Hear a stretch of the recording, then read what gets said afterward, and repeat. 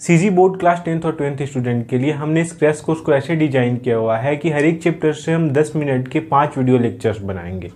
इनमें हम उन इंपॉर्टेंट टॉपिक्स को कवर करेंगे जिनसे प्रीवियस ईयर के क्वेश्चन पूछे गए हैं, जिनसे फ़ायदा ये होगा कि 40 से 50 मिनट में आपके एक चैप्टर प्रिपेयर हो जाएंगे और आप इजीली 90+ स्कोर कर सकते हैं। 5 दिसंबर से कंटिन्यूड इस कोर्स में मैं सीजीबीएसई सपोर्ट की तरफ से आप सभी का वेलकम करता हूँ।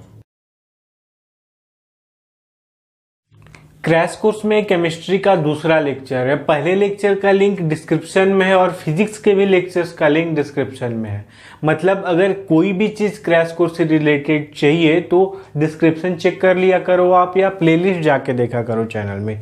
सारी चीज़ें एक एक चीज़ डीपली बताई गई है और बहुत ही कम टाइम में बहुत ही सारे टॉपिक्स को कवर कर लिया गया है ताकि आपका टाइम भी बचे और आप इजीली 90+ स्कोर कर सको सीजी बोर्ड के एग्जाम में। तो आज इतने सारे टॉपिक्स को मैंने लिख रखा है जो कि इंपॉर्टेंट है और पिछले ईयर में इन्हीं से क्वेश्चंस बार बार पूछे गए हैं। जब आप चेक करोगे तो इनको एक बार देख लेते हैं कि ये कौन कौन से टॉपिक्स है, अच्छे से समझते हैं जल्दी से, फिर हम आगे मूव करेंगे। तो सबसे पहला इसमें टॉपिक आता है अंतरकाशीय रिक्तियां।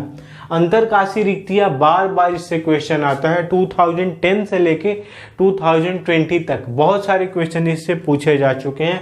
कैसे क्वेश्चन आए हैं कि अंतरकाशीय रिक्तियां क्या होती हैं।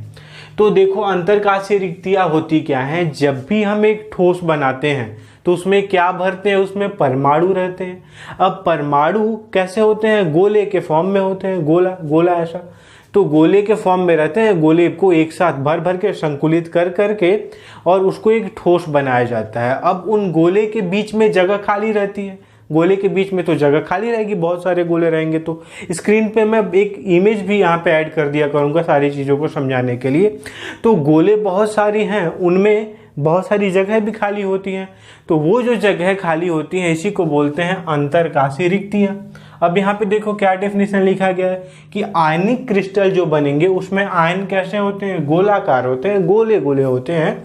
और इसमें गोलों को सुसंकुलित करने पे, एक पास पास लाके और क्रिस्टल को बनाने पे उनके मध्य के खाली स्थान को क्या कहते हैं, अंतरकाशीय रिक्तियाँ कहते हैं। अब सबसे बड़ी बात कि ये जो अंतरकाशीय रिक्तियाँ होती हैं इसका प्रकार भी पूछता है। तो इस अंतरकाशीय रिक्तियाँ के 2 प्रकार होते हैं, चतुष्फलकीय रिक्तियाँ और अष्टफलकीय रिक्तियाँ। ये भी बहुत आसान है। चतुष्फलकीय रिक्तियाँ क्या होती हैं, यहाँ पे इसका परिभाषा लिखा गया है कि ये कैसी होती हैं चतुष्फलकीय रिक्तियाँ। तो देखो, चतुष्फलकीय रिक्तियों में क्या होता है, इमेज फिर से मैं ऐड कर दे रहा हूँ यहाँ पे, कि एक बार हमने एक परत लिया, पहली परत लिया, ठीक है, पहली परत लिया, इस पे 3 गोलों को पास पास रखा। 3 गोलों को चित्र में देख रहे होगे, 3 गोले एक पास पास रखे गए हैं। अब 3 गोलों के बीच में देखना, पास पास अगर उनको हम रखे भी तो बीच में एक जगह छूट जाती है। ऊपर से देखोगे तो 3 गोले यहाँ पे रखना और इसके बीच में एक जगह छूट जाती है। वहाँ पे चौथे गोले को हम डाल देते हैं। ऊपर से दूसरी परत पे चौथे गोले को डालते हैं। पहले 3 परत थी, दूसरे पे चौथे गोले को डाला। दूसरे पे जैसे चौथे गोले को डालते हैं तो वो स्पेस लगभग भर जाता है, लेकिन फिर भी अंदर एक छोटा सा स्पेस खाली रहता है। वो कैसा बनता है, तो वो एक चतुष्फलक बनता है। एक चतुष्फलक, देखो यहाँ पे ध्यान दो, यहाँ पे इसका परिभाषा कि इसमें क्या होता है, दूसरी परत का प्रत्येक गोला पहली परत के आपस में स्पर्श करते हुए 3 गोलों द्वारा निर्मित त्रिकोणीय रिक्ति पर स्थित रहता है। त्रिकोणीय रिक्ति है 3 गोलों का, 3 गोले रखे, त्रिकोणीय रिक्ति है, उस पे उस गोले को रखा जाता है, दूसरी परत वाले को। अब ध्यान दो कि इनके ध्यान दो यहाँ पे कि इन चारों गोलों के केंद्र एक समचतुष्फलक के चारों कोनों पर स्थित रहते हैं। एक समचतुष्फलक बनाओ तो ये जो 4 गोले हैं, 3 नीचे वाले और एक ऊपर वाला, इनके केंद्र जो हैं वो समचतुष्फलक के चारों कोनों पे स्थित रहते हैं। अच्छा, अब ध्यान दो, ये जो इनके बीच आपस में स्पर्श करते चारों गोलों के मध्य जो स्थित रिक्तियां होती हैं, 4 गोले हैं उनके मध्य रिक्तियां अभी मैंने बताया, तो इस रिक्तियां को बोलते हैं चतुष्फलकीय रिक्तियां। अब हम नेक्स्ट मूव करते हैं अष्टफलकीय रिक्तियां।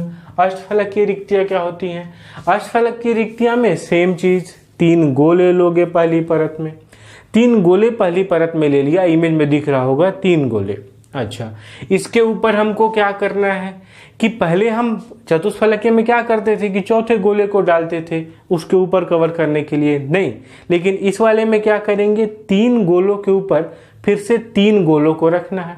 और कैसे रखना है कि ये जो 3 गोले हैं यहाँ पे 1 2 3, इस पे भी 1 2 3 करके 3 गोलों को हमको रख देना है।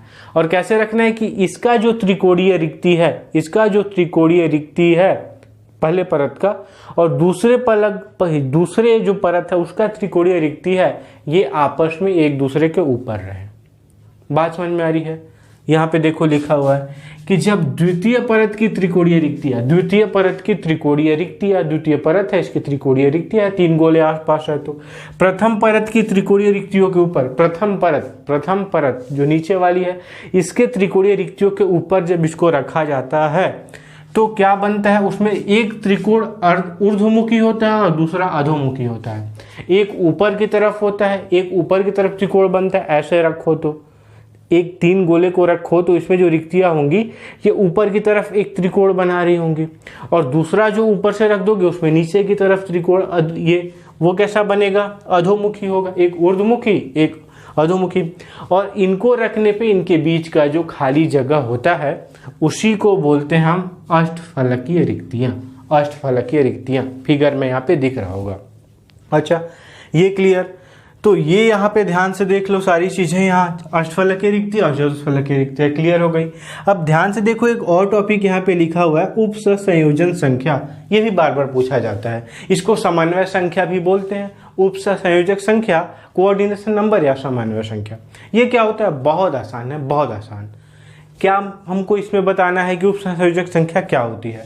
तो देखो एक परमाणु लो, परमाणु कैसा होता है, गोला, उसके चारों तरफ गिन लो कि कितने गोले हैं। एक परमाणु लो, उसके चारों तरफ के गोले को काउंट करो कि उससे स्पर्श करते हो, एक परमाणु लो और इससे जितने गोले स्पर्श कर रहे हैं इस गोले को, जिस गोले को तुमने लिया है उसके चारों तरफ जितने गोले इसको स्पर्श कर रहे हैं वही उसका उपसंयोजक संख्या है। जैसे एक गोले को लिया, इसके आसपास हमने देखा कि 4 गोले इसके आसपास रखे हुए हैं, तो इसकी उपसंयोजक संख्या 4 हो गई। स्पर्श करने चाहिए, जितने गोले इसको डायरेक्टली स्पर्श कर रहे हैं, टच कर रहे हैं, वही उपसंयोजक संख्या होगी, उतने ही गोले।